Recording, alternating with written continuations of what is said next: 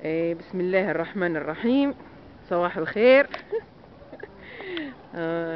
طبعا هذه جامعة الجبل الغربي، كلية الآداب بالزاوية.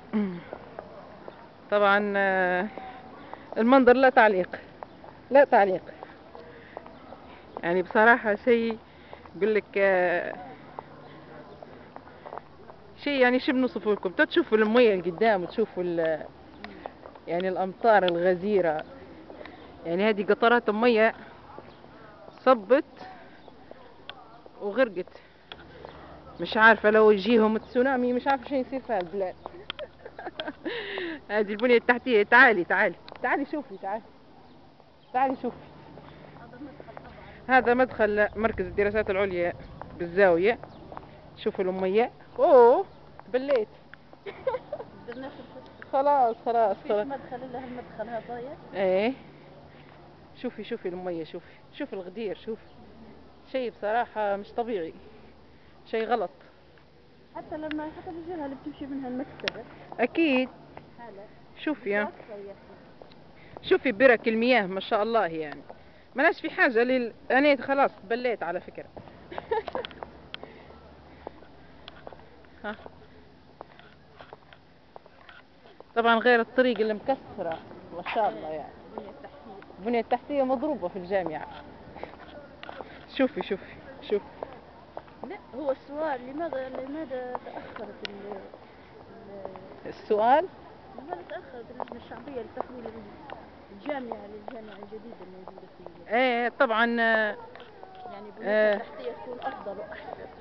طبعا الكل يعرف ان في مدينة جامعية في بير الغنم. مدينة كاملة. معناها نزوح الطلبة.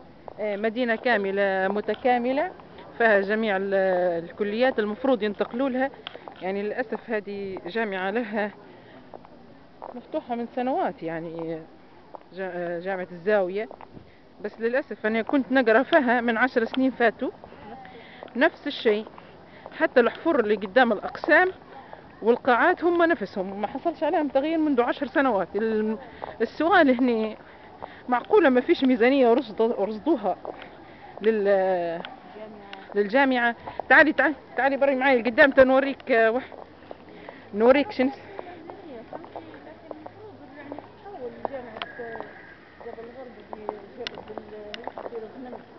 ايه انا بنوريك شنو اسمه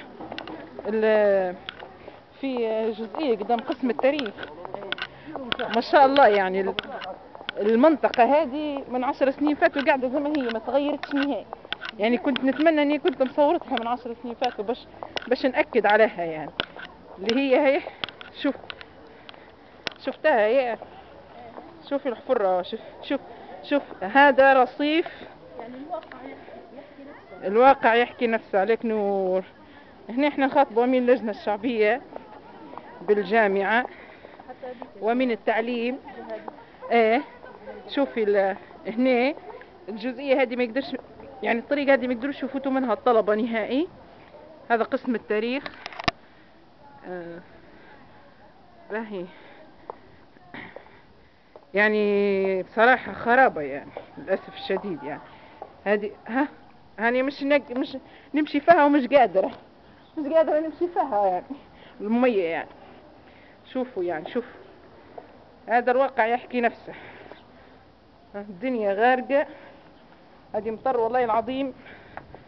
شوية أقل من ساعة صبت، أقل من ساعة وشبوب. يعني مش يقولوها بالليبي شبوب. شوفوا البحيرة. هذا ممر خلف قسم التاريخ. نرجعوا نفس الطريق. نكون احنا ندخلوا للقاعات الداخل نشوف المكان الحضاري.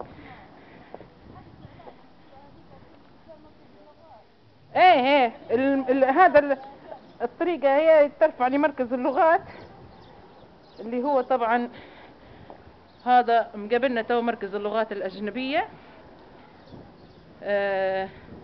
مركز متخصص في تعليم اللغة الإنجليزية. يترددوا عليه دكاترة وأساتذة من بريطانيا يقوموا بتدريس الطلبة. يعني للأسف لو يجوا عاملي هذا المركز اليوم، يوم سبت هو يوم عطلة، لكن مش حيلقوا منين يفوتوا، يعني مش حيلقوا منين يدخلوا.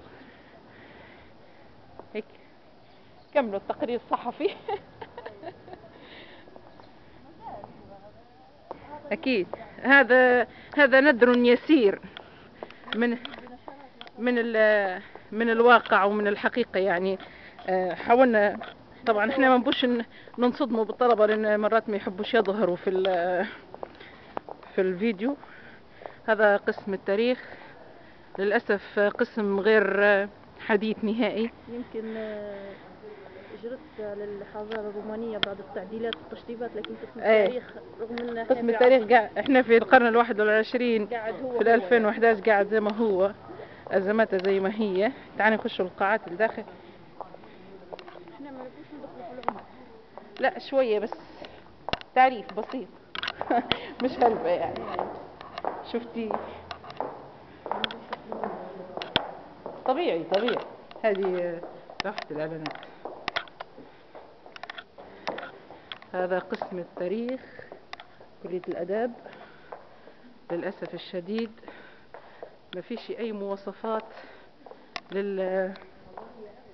مواصفات علمية نهائي، يعني يفتقر لكل مقومات العملية التعليمية اللي ننشدها يعني في ليبيا. يعني مكان، يعني شوفوا بعينكم. يعني احنا مش نفتروا عاد. الإضاءة في القاعات معدومة. هذا نظام القاعات داخل قسم التاريخ. طبعا احنا هذه رسالة نحب نوجهها لأمين اللجنة الشعبية بجامعة الجبل الغربي، لعميد كلية الآداب،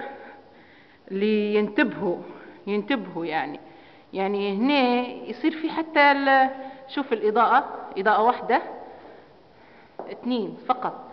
يعني تقريبا ما مكان بصراحة غير مريح. مكان حتى في البرد يعني غير مريح أبدا للطلبة. هذه أبواب قاعات. يعني هذا على أساس قالك معرض الكتاب ولا مش عارف إيش. أكيد في هالبنات تقول لك لا إحنا والله زمان كانوا يقروا في على شمعة، ويقروا في الصحراء، ويقروا في خيمة، ويقروا في الزريبة ومش عارف إيش. لكن إحنا في عصر غير العصر، يعني نحن نطالب بمتطلبات العصر الحديث يعني. وبعدين الجيل الجيل يحب يتعلم في مكان يليق بالمسألة التعليمية. يعني مناش إحنا يعني الدولة ما هيش فقيرة، مناش والدولة ما هيش مقصرة، ودائما ترصد في ميزانيات للجامعات. وأكيد في ميزانية لجامعة جبل الغربي، وأكيد في ميزانية لكلية الآداب. فلهذا احنا إن شاء الله هذه رسالة للمسؤولين في الجهات العليا، يهتموا شوية بالعملية التعليمية من ناحية المنهجية، حتى من ناحية المواد العلمية. مش شرط يكون الاهتمام فقط بالمباني، لأن احنا ما نبنوش الحجر، احنا نبنوا البشر. هذا منظر داخل قسم التاريخ.